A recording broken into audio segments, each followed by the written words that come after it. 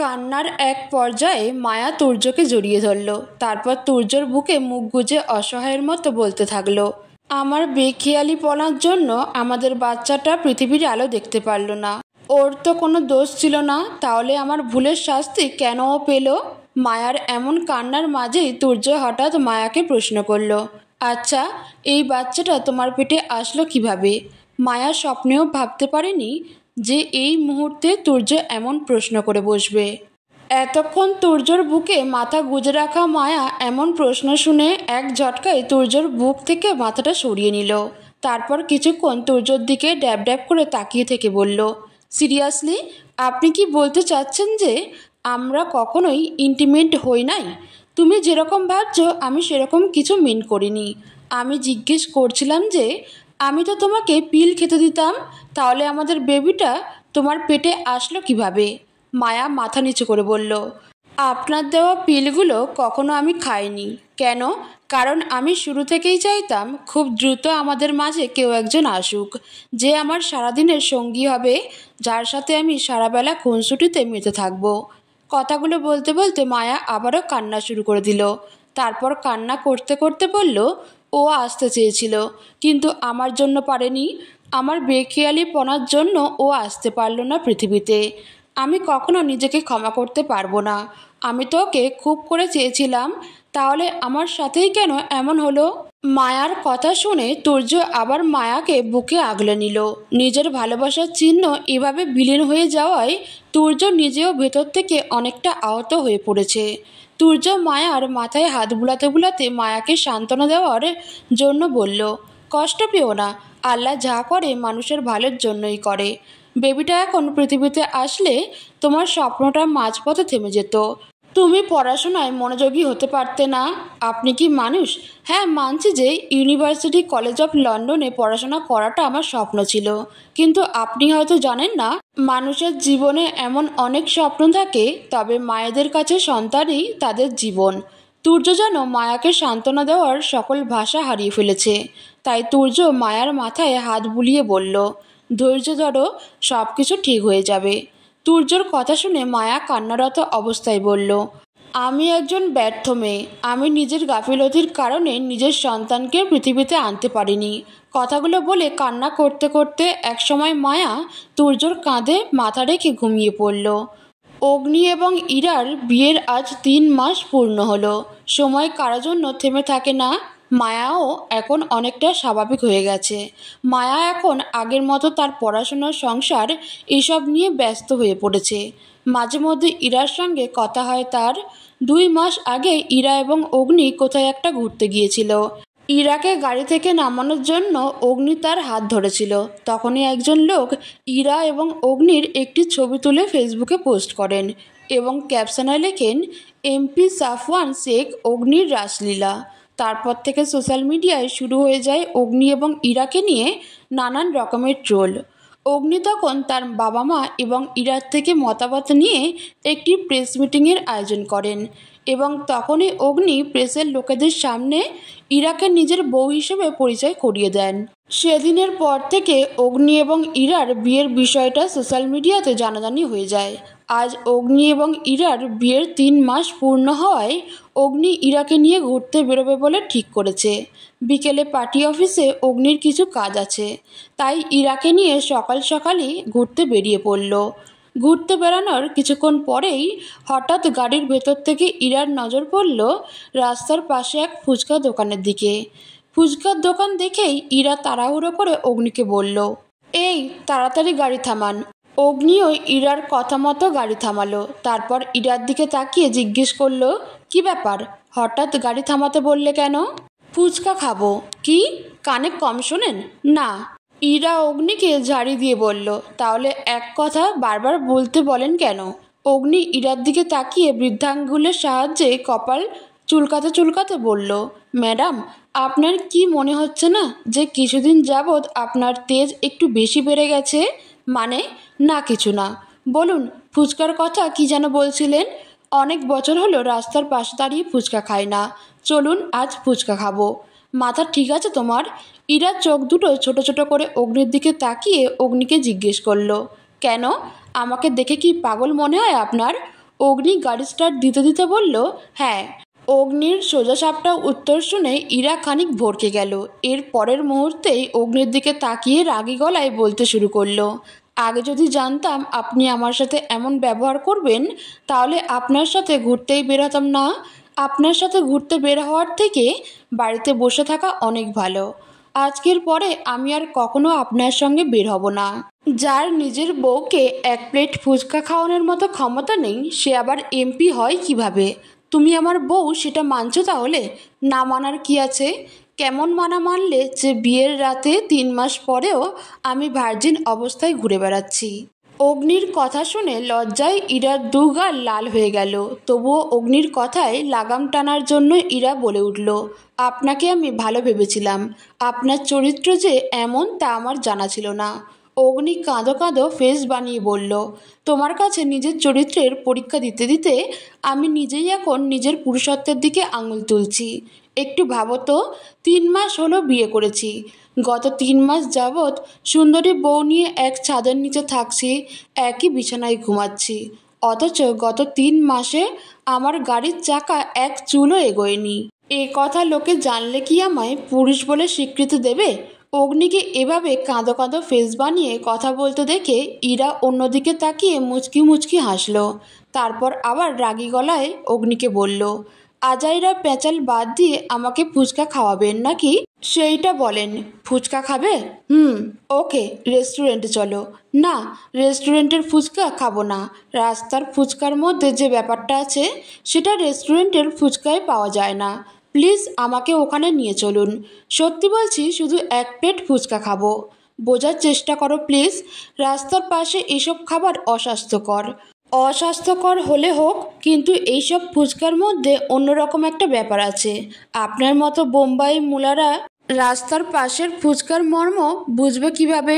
অগ্নি ইরার সঙ্গে তর্কে না পেরে ইরাকে নিয়ে গেল সেই ফুচকার দোকানে। গাড়ি থেকে নেমেই ইরা 2 প্লেট ফুচকা অর্ডার করে দিল। 2 প্লেট ফুচকা অর্ডার করতে দেখে অগ্নি বলল, আমি খাবো না এসব। আপনাকে খেতে বলেছে কে? তাহলে 2 প্লেট অর্ডার করলে কেন? আমার জন্য। তুমি না তখন বললে 1 প্লেট খাবে?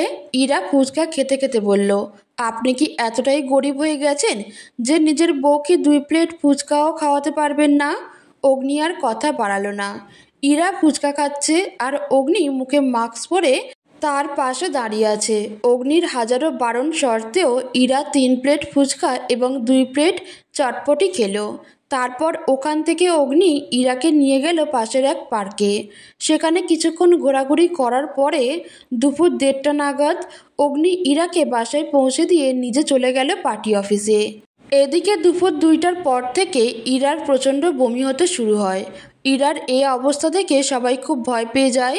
বমি করতে করতে এক পর্যায়ে গিয়ে ইরা ড্রয়িং রুমে মাথা ঘুরে পড়ে যায়। ইরাকে এভাবে মাথা ঘুরে পড়ে যেতে দেখে অব্র এবং শুভ্র দুজনে মিলে ইরাকে নিয়ে যায় তার রুমে। ওদিকে শারমিন শেখ তো কান্নায় ভেঙে পড়েছেন। শুভ্র ডক্টরকে কল করতে নিলে বাড়ির এক বয়োজ্যেষ্ঠ কাজের মহিলা, যে কিনা শুভ্র এবং অব্রর জন্মের থেকে এ বাড়িতে কাজ করছে, সে শুভ্র এবং অব্রর সামনেই হাসতে হাসতে শারমিন শেখকে বলল, ভাবি সাহেবা, ডাক্তাররে কল করার কোনো দরকার নাই। আমি বুঝেছি কি হয়েছে। আপনি কি বুঝেছেন মালিকা আপা? 3 পোলার মা হয়েছ, এখনো বুঝো না?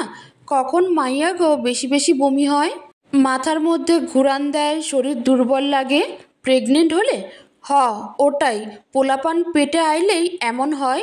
তখন কিছু একটা ভাবতেই শারমিন শেখের চোখ মুখ উজ্জ্বল হয়ে যায়। খুশিতে তার নাচতে ইচ্ছা করে। শারমিন শেখ দৌড়ে গিয়ে তার স্বামীকে খবরটা দেয়। সাইদুল শেখ এখন আগের থেকে অনেকটাই সুস্থ। সে দাদা হবে এই খবরটা শোনার পরেই আনন্দে সে শুভ্র এবং অব্রকে ডেকে পুরো এলাকা এবং পার্টি অফিসে মিষ্টি বিলাতে বলে। শুভ্র এবং অব্রও আজ মহা খুশি। তারা চাচা হবে বলে কথা, তাই শুভ্র লোকজন নিয়ে বেরিয়ে পড়ে সারা এলাকায় মিষ্টি বিতরণ করতে এবং 2 মণ মিষ্টি নিয়ে অব্র চলে যায় পার্টি অফিসের দিকে। অগ্নি এতক্ষণ পার্টি অফিসে একটি মিটিং করছিল। মিটিং শেষ হতেই অব্র সেই কেবিনে ঢুকে কেবিনে অবস্থানরত সকলের হাতে একটি করে মিষ্টির প্যাকেট দিয়ে দেয়। অগ্নি বুঝতে পারে না হঠাৎ এভাবে সবাইকে মিষ্টি দেওয়ার কারণ কি। তখনই হঠাৎ অভ্র একটি মিষ্টির প্যাকেট থেকে মিষ্টি বের করে অগ্নির মুখে ঢুকিয়ে দেয়। অগ্নি মিষ্টি খেতে খেতে অভ্রকে জিজ্ঞেস করে, কি হয়েছে রে, হঠাৎ মিষ্টি কেন? সকলের মাঝে দাঁড়িয়ে অভ্র নির্দ্বিধায় বলে ওঠে, তুমি বাবা হতে চলেছ, তাই সবাইকে মিষ্টি খাওয়ানো হচ্ছে। অভ্রর মুখে এমন কথা শুনে অগ্নি বিষম খেল। সেই সাথে মিষ্টিটা অগ্নির গলায় আটকে গেল। কাশতে কাশতে অগ্নির অবস্থা খারাপ হতে শুরু করলো। অগ্নির এমন অবস্থা দেখে অভ্রসহ সেখানে উপস্থিত সকলে অগ্নির দিকে এগিয়ে আসলো। অভ্র এক হাতে অগ্নির দিকে পানির গ্লাস এগিয়ে দিয়ে অন্য হাত দিয়ে অগ্নির পিঠে হাত বুলাতে থাকলো। অগ্নি কিছুটা স্বাভাবিক হতেই অভ্র অগ্নিকে জিজ্ঞেস করলো, কি হলো ভাইয়া? সবাই বাবা হওয়ার খবর শুনলে খুশিতে পাগল হয়ে যায়, আর তুমি বাবা হওয়ার খবর শুনে বিষমকে মরতে নিয়েছিলে, হায় রে কপাল। অগ্নি অভ্রকে চোখ রাঙানি দেখিয়ে মিটিং রুমে থাকা সবাইকে উদ্দেশ্য করে বলে, আপনারা সবাই এবার যেতে পারেন। সবাই রুম থেকে বেরিয়ে যেতেই অগ্নি রেগে গিয়ে অভ্রর কলার ধরে বলে, তুই কি আবল তাবল বলছিস এসব? এগুলো কি ধরনের মজা? ভুলে যাস না আমি একজন এমপি, তুই আমার মান সম্মান এভাবে ডুবালি? অভ্র অবাক হয়ে জিজ্ঞেস করলো, এখানে মান সম্মান ডোবানোর মতো কি হলো? আর তুমি একজন এমপি বলে কি হয়েছে? তুমি কি পুরুষ না? কোন আইনে লেখা আছে যে এমপিরা বাবা হতে পারবে না? বাবাও তো এমপি ছিল, পাশাপাশি 3 সন্তানের জনকও হয়েছে। কই বাবার তো মান সম্মান ডোবেনি, সেটা অন্য ব্যাপার ছিল। আর মাত্র 3 মাস হলো আমি বিয়ে করেছি।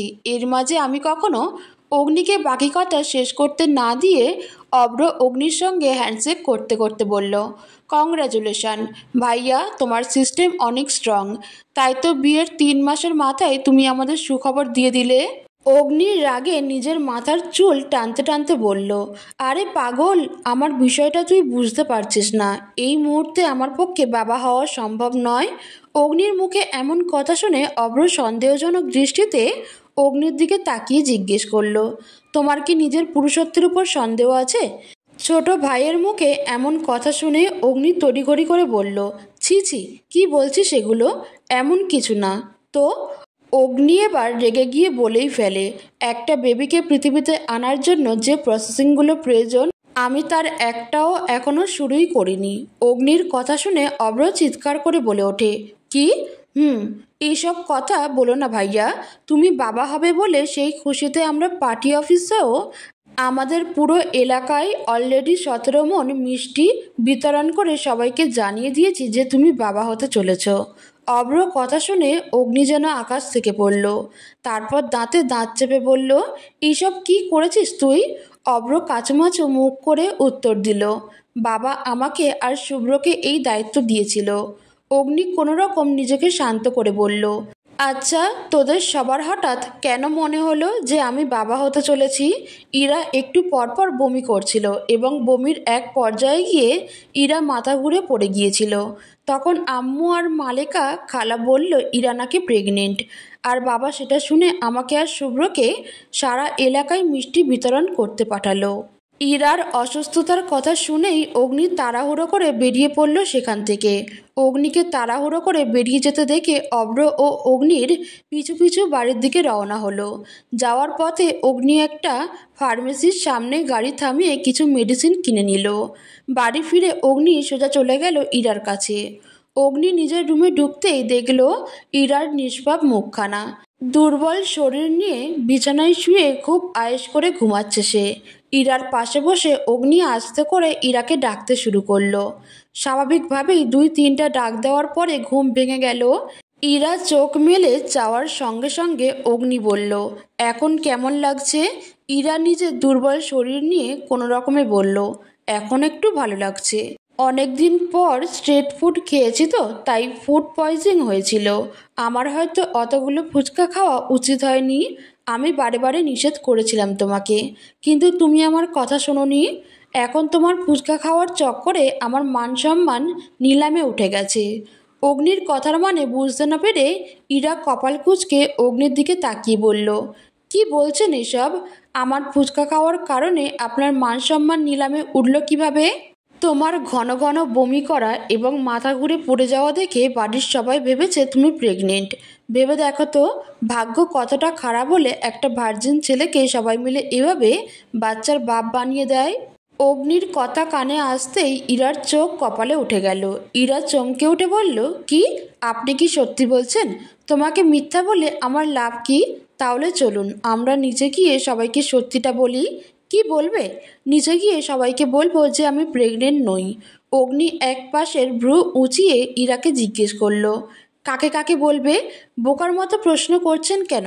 মামিকে বলবো। শুধু তোমার মামিকে বলে কি করবে? তার চেয়ে বরং একটা মাইক ভাড়া করে পুরো এলাকায় জানিয়ে এসো, কারণ সুখবরের মিষ্টি তো এলাকার লোকজন, বন্ধুবান্ধব, আত্মীয় স্বজন থেকে শুরু করে পার্টি অফিসের সকলেই খেয়েছে। অগ্নির কথা শুনে ইরা ধূপ করে বিছানায় বসে পড়ে। তারপর অগ্নির দিকে তাকিয়ে বলে, এত কিছু কখন হয়ে গেল? গত 2 ঘন্টায়। ইরা ভাবতেই পারছে না যে তাকে নিয়ে এত কিছু হয়ে গেল, অথচ একই বাড়িতে থেকেও সে এসবের কিছুই জানল না। সব শুনে ইরা মাথায় হাত দিয়ে বসেছিল। তখনই আগমন ঘটে শারমিন শেখের। শারমিন শেখের পিছু পিছু অগ্নির ঘরে ঢুকলো অব্র। অব্র এসে মায়ের পেছনে কাচুমাচু হয়ে দাঁড়িয়ে আছে। শারমিন শেখ তখন ইরার মাথায় হাত রেখে জিজ্ঞেস করলো, কিরে মা, এখন কেমন লাগছে তোর? ইরা একটু ইতস্তত হয়ে বলল, ভালো।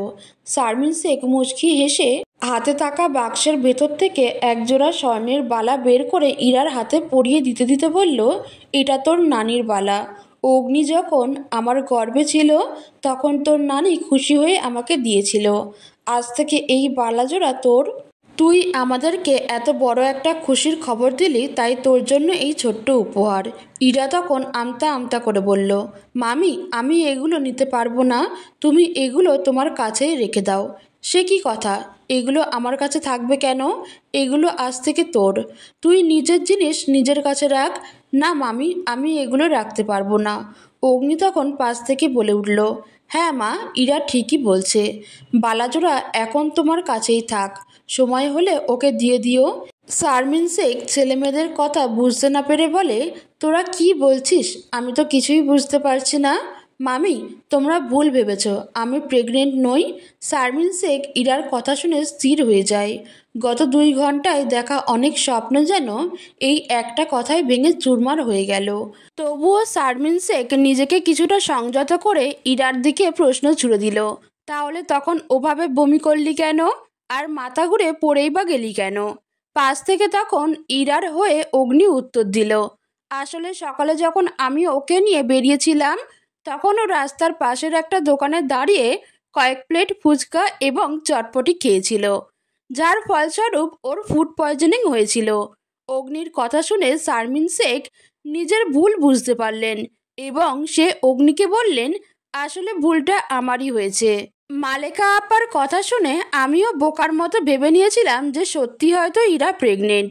শারমিন শেখের কথা শেষ হতেই অব্র বলে ওঠে, তোমার মালেকা আপার চক্করে আমরা 2 ভাই নিজেদের পকেটের টাকা দিয়ে অলরেডি 17 মণ মিষ্টি বিতরণ করে ফেলেছি। শারমিন শেখ তার ছোট ছেলের দিকে তাকিয়ে বলল, এভাবে বলতে হয় না বাবা, মানুষকে খাওয়ালে কমে না। ইতিমধ্যে ইরা হাতের বালা দুটো খুলে শারমিন শেখের দিকে এগিয়ে দিলে শারমিন শেখ বালা দুটো না নিয়ে ইরার মাথায় হাত বুলিয়ে দিয়ে বলে, সমস্যা নেই, বালা দুটো তোর কাছেই থাক। আজ না হয় কাল এটা তো তুই পাবি। তাদের কথার মাঝেই অভ্র কল করলো শুভ্রকে। ওপাশ থেকে শুভ্র কল রিসিভ করতেই অভ্র বলল, ভাই, লোকজনকে মিষ্টি খাওয়ানো বাদ দে, ইরা আসলে প্রেগনেন্ট না। ফোনের ওপাশ থেকে এসব শুনে শুভ্র অবাক হয়ে বলল, কি বলছিস এসব? তখন না দেখলাম ইরা বমি করছে। এ কোনো সাধারণ বমি নয় না, এ হলো ফুড পয়জনিংয়ের বমি।